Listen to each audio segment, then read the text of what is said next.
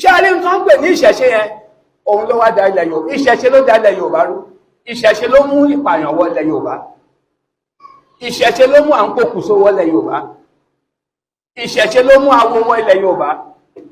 Ó ní ilẹ̀ tó bá da irúgbìn tó da ló máa jáde ńbẹ̀, ilẹ̀ burúkú bí ilẹ̀ iyọ̀ bí ilẹ̀ òkúta irúgbìn tí ò dá ló máa jáde ńbẹ̀. Ó ti jẹ́ ká mọ̀ pé èèyàn burúkú ni wá ní Nàìjíríà. Ẹ wo àwọn ọmọ tó ń jáde lára wa. Ṣẹ́ni tó ṣẹlẹ̀ ní Ṣàgá ṣáwọn máa lè jọnu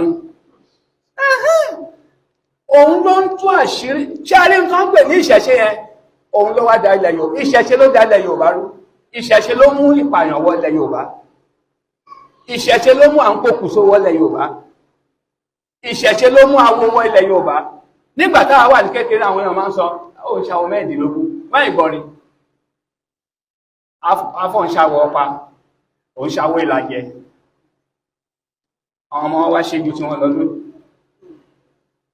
Ìṣẹ̀ṣe ló dálẹ̀, nǹkan burúkú ní ìṣẹ̀ṣe mú wá fún wa, àṣìṣe ni àṣìṣe. Ìṣẹ̀ṣe ló mú ìpààyàn wọlé Yorùbá.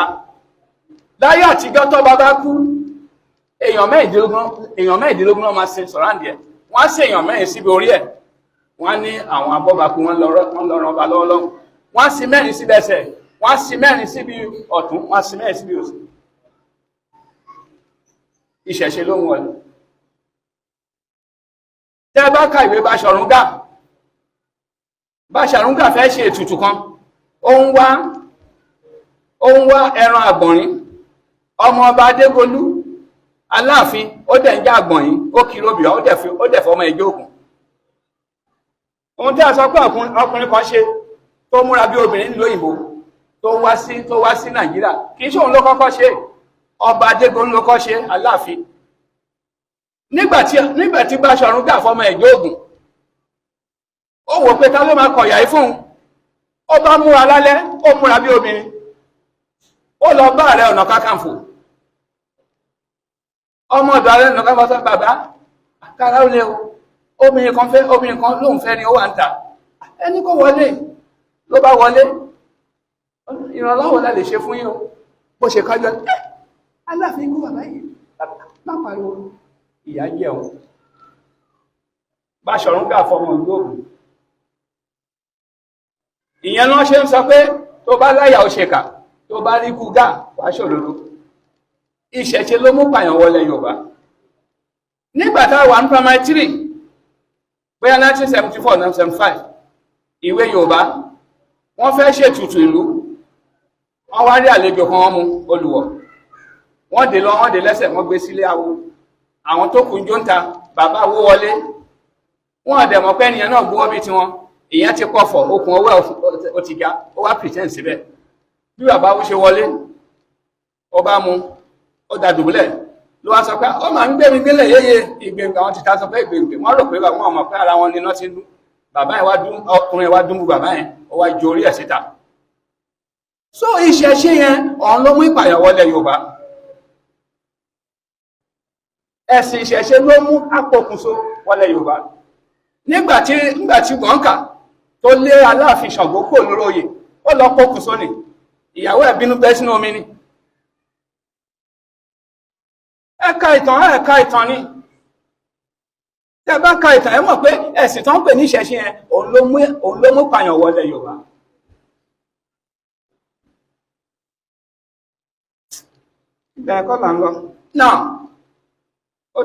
Now do you understand that Quran is talking about peace? Okay, sir. Why I ask these questions? Because when I came up, I want to give you a reference. You already gave the reference, I already gave the answer.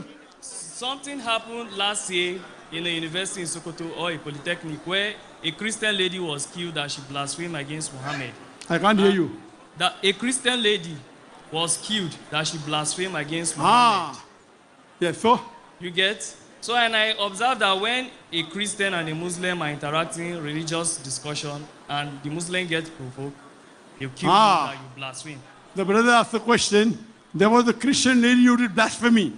So the rule of the Quran is Surah Ma'idah, chapter number 5, verse number 33. Anyone who wages the war against Allah or His Rasul, you either execute them, or you chop off the opposite hands or live, or crucify them, or exile them. There are 4 options. Anyone who wages a war against Allah and His Rasul, anyone does blasphemy, either execute, either chop opposite hands and legs, or crucify, or exile. 4 options. Now, why they took the option of that, you have to ask them. So this is the rule of Allah in the Quran. You cannot blaspheme God. It's a big sin. Okay. So this is the rule. This is for peace. Because if you don't do that, that lady will do more corruption. The full world will be unpeaceful. Hope that answers the question. ẹ jẹ́ ká fún bàbá tí wọ́n sọ̀rọ̀ yìí, ẹ jẹ́ ká fún wọn lésì. Èmi ò mọ̀ wọ́n o, ṣùgbọ́n ó ṣe ṣe kẹ́yìn tí ẹ̀ ń gbọ́ wọn kẹ́ ẹ mọ̀ wọ́n.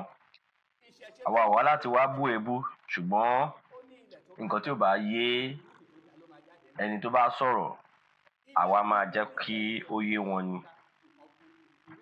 Nínú Al-Qur'an náà láti máa fi àwọn ẹ̀rí tó dájú tá máa mú jáde, tá máa fi wá mọ̀ bóyá ṣé ìṣẹ̀ṣe ó jẹ́ nǹkan àṣìṣe ni àbí àṣà wa, àbí bí Olódùmarè Adẹ́dàá tó ṣe dá wa sí ilẹ̀ aláwọ̀ dúdú. Àṣà, ìṣe, gbogbo wa la mọ̀ wípé oníkálukú ló ní àṣà àti ìṣe tó wà ní ilẹ̀ rẹ̀. Bí àwa Yorùbá ṣe ní ìṣe wa, bẹ́ẹ̀ náà ni àwọn Lárúbáwá wọn ní ìṣe àti àṣà wọn. Ká tẹ̀ wá gbà wípé ẹ̀sìn ó parapọ̀ mọ́ ìṣe àti àṣà ilẹ̀ kọ̀ọ̀kan. Gbogbo ọ̀rọ̀ tí bàbá yìí ń sọ kò sí ẹ̀rí, àhesọ ọ̀rọ̀ ni.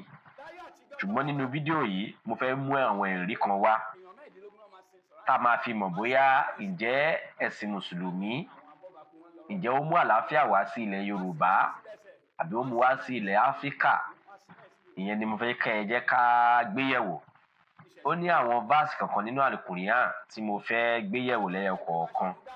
Kájọ kà á, kájọ wo nǹkan tí Ọlọ́run wọn sọ wípé kí wọ́n ṣe ní ilẹ̀kílẹ̀ tí wọ́n bá wà, àbí àṣẹ tí Ọlọ́run wọn pa fún ẹ̀sìn wọn láti máa bọ́n ṣe máa gbé ìgbé ayé wọn. Ẹ jẹ́ ká wá wò nínú Al-Qur'an, díẹ̀ nínú ẹ̀ la mú jáde ká fi dá bàbá tó ń sọ̀rọ̀ yìí ká fi dá lóhùn.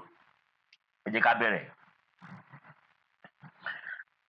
Bí ẹ ṣe ń wò ní ojú fọ́nrán yìí, ẹ rí Quran chapter 2 verse 191. Ẹ jẹ́ ká ka nǹkan tó wà lójú amóhùnmáwòrán yìí. Tá bá kà tán, a tún sọ ìtumọ̀ rẹ̀ ní Yorùbá. Quran yìí tó jẹ́ Quran chapter 2 verse 191, Suratul Al-Baqarah bí wọ́n ṣe ń pè é. Ó ní pé, and kill them wherever you overtake them, and expel them from wherever they have expelled you. And fitna is worse than killing. Do not fight them at Al-Masjid Al-Haram until they fight you there. But if they fight you, then kill them. Such is the recompense of the disbelievers. Ṣé rí Kùránù yìí, ó ń pàṣẹ fún wọn nígbà yẹn, láyé ìgbà yẹn, ni wípé kí wọ́n máa bá àwọn tí ó ń gbógun ti ẹ̀sìn wọn, kí wọ́n máa bá wọn jà, kí wọ́n máa pa wọ́n. Tí ẹ dẹ̀ ti mọ̀ wípé Ọlọ́run la sọ pé ó ń sọ̀rọ̀ nínú Kùránù yìí, gẹ́gẹ́ bí àwọn Mùsùlùmí ṣe máa sọ wá ní Ọlọ́run Allah ló ń bá wọn sọ̀rọ̀. Àwa wá ń sọ wípé ǹjẹ́ ó yẹ kí Ọlọ́run tó dá wa, kí ó tún dá wa la tún máa gbèjà Ọlọ́run, àbáwa náà la tún máa sọ wípé Ọlọ́run ní pé kí ó lọ bá òun pa èèyàn, ní ọba tó jẹ́ wípé òun ló dá ni, òun ló tún ń pa ni. Ọlọ́run tí wọ́n ń júwe, Ọlọ́run tó máa sọ wípé ó lè ní kéèyàn sùn kó má jí mọ́. Ṣé Ọlọ́run náà ló tún ní pé kí ẹ lọ pa àwọn èèyàn tó ń bá yín jà? Tó bá bá yín jà, ẹ pa wọ́n. Kí ló wá dé tí Ọlọ́run yìí kò ṣe pa wọ́n fúnra ẹ̀? Mo ti ṣe ǹjẹ́ ó yẹ kí àárín yẹn yé wa. Ọlọ́run ló ń sọ̀rọ̀ níbí o, ó ń pàṣẹ fún Ànábì pé kó sọ fáwọn èèyàn wípé kill them wherever you overtake them, and expel them from wherever they expel you. Ìyẹn ni wípé tí wọ́n bá ẹ jà, pa wọ́n. Kí ló wá dé tí àwọn tí ó ń bá wọn jà yẹn, kí ló dé tí Ọlọ́run ṣe sọ wípé kán sùn kán má jí mọ́?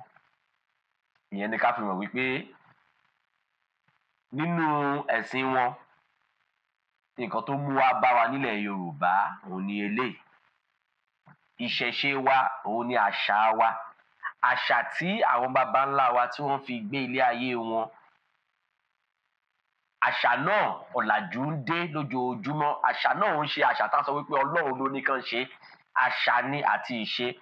Bí ó tilẹ̀ jẹ́ wípé gbogbo nǹkan tí bàbá yìí sọ kò sí ẹ̀rí fún, àhesọ ọ̀rọ̀ ni, àhesọ ọ̀rọ̀. Ṣùgbọ́n gẹ́gẹ́ bí olóyìnbó ṣe máa ń sọ pé for the benefit of arguments, ẹ jẹ́ ká tẹ̀ wá gbà pé bẹ́ẹ̀ ló ṣe rí lóòótọ́. Àṣà ni. Gbogbo nǹkan tí bàbá yìí sọ náà ló ti ṣẹlẹ̀ ní àwọn Saudi Arabia, tó ti ṣẹlẹ̀ káàkiri àgbálá ayé nígbà tí the era of barbarism, nǹkan tí a máa ń pè ní ìtẹ́yàn lè pè nìyẹn. Ìgbà tójú sì dúdú, ìgbà tó sì tó yẹ pé gbogbo nǹkan ni àwọn èèyàn, òye tó yé àwọn èèyàn mọ̀ nígbà yẹn ni wọ́n fi ń gbélé ayé. Ìyẹn ò kì í ṣe wípé Ọlọ́run ló ní kán ṣe. Àwa lè wá fi wé eléyìí tó wà nínú ìwé Ọlọ́run wọ̀nyí tó sọ wípé kí wọ́n máa pààyàn, ẹni tó bá bá wọn jà kán pa ẹni náà.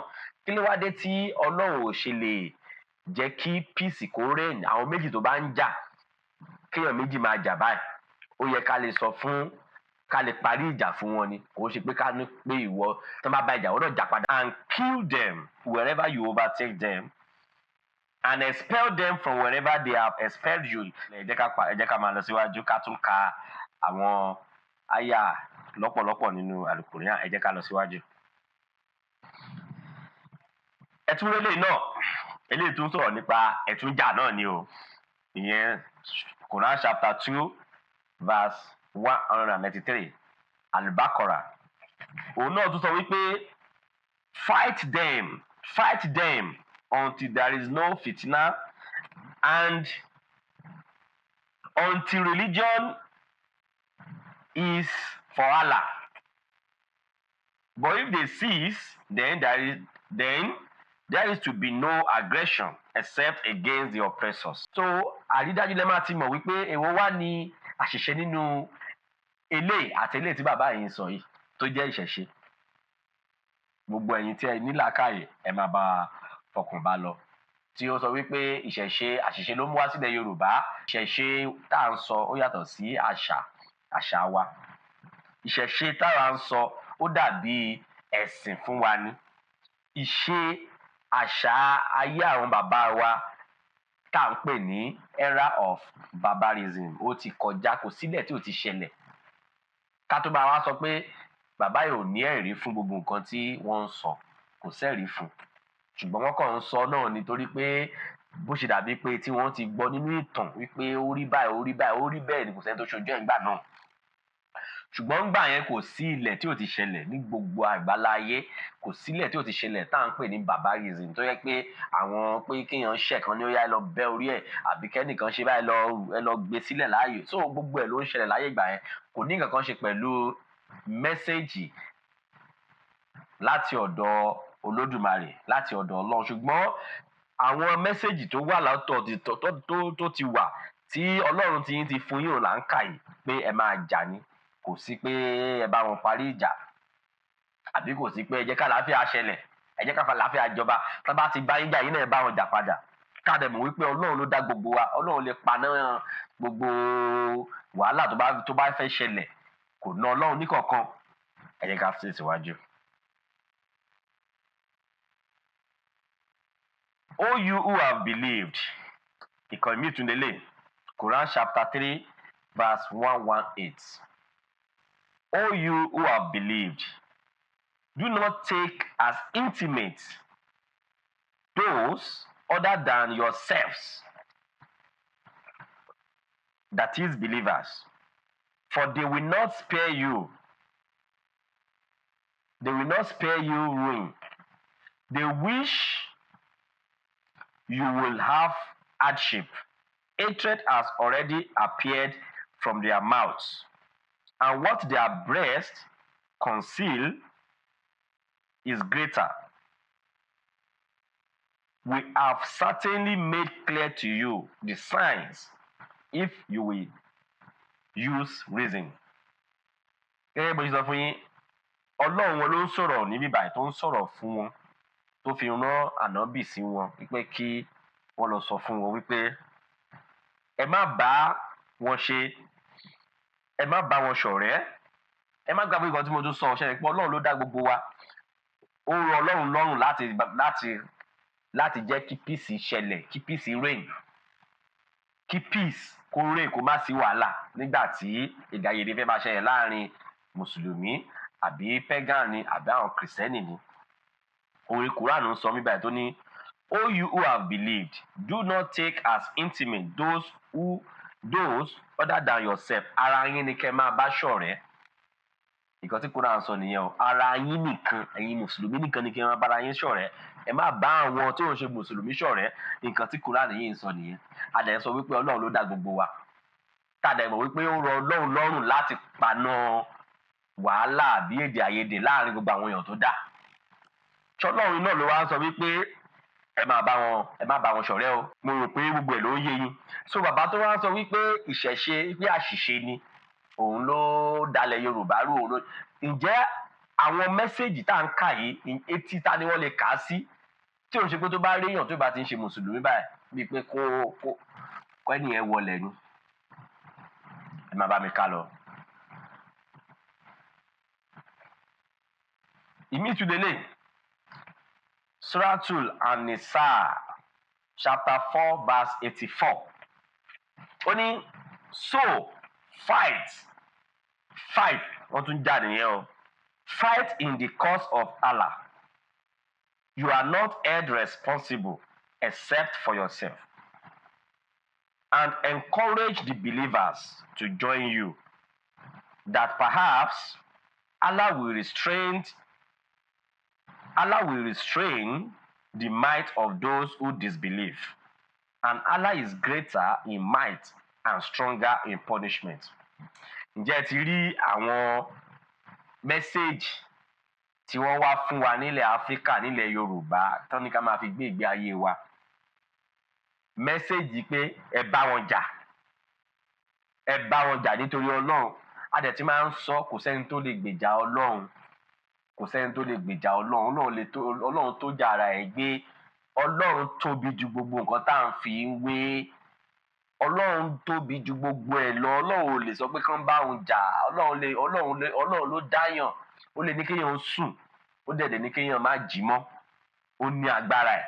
Ọlọ́run ò ṣẹ̀ nílò láti máa rányàn níṣẹ́ wípé lọ bá mi pa nìkan wá, ọ̀ lọ bá àwọn kan báyìí jà. Ǹjẹ́ mo rí pé ó ti yé yín? Àwọn mẹ́séèjì tí wọ́n fi ránṣẹ́ sí wa nílẹ̀ Áfíríkà, nílẹ̀ Yorùbá, tí bàbá yìí sọ wípé àṣà àtìṣe wa ó ní ó jẹ́ àṣìṣe fún wa. Ó láṣìṣe ló jẹ́ fún wa. Èwo wá ní àṣìṣe nínú àwọn kan tá à ń kà yìí àti àṣà àti ìṣe wa? Ó ní fight in the cause of Allah. You are not held responsible except for yourself. Báwọn jà, ìjà ni. Jẹ́ ká tẹ̀síwájú.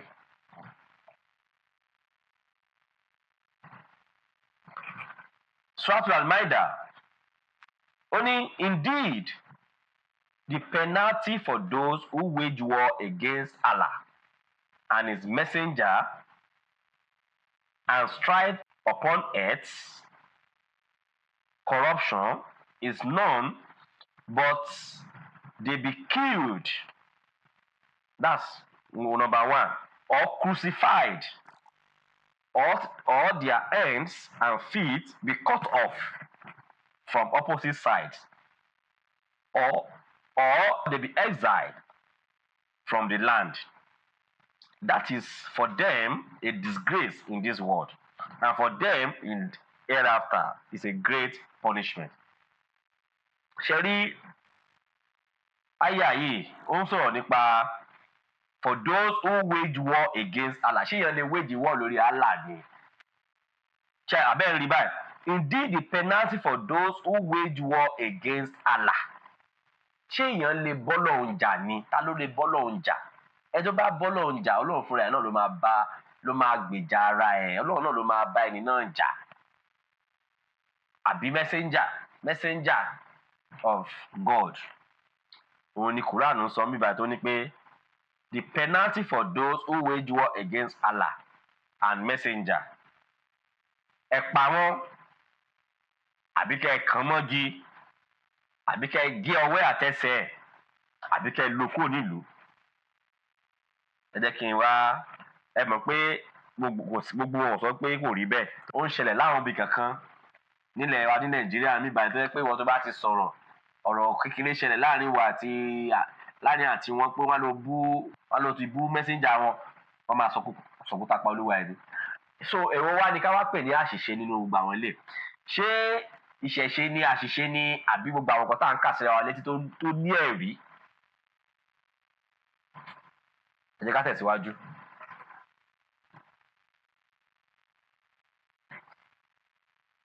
Quran chapter 5 verse 51.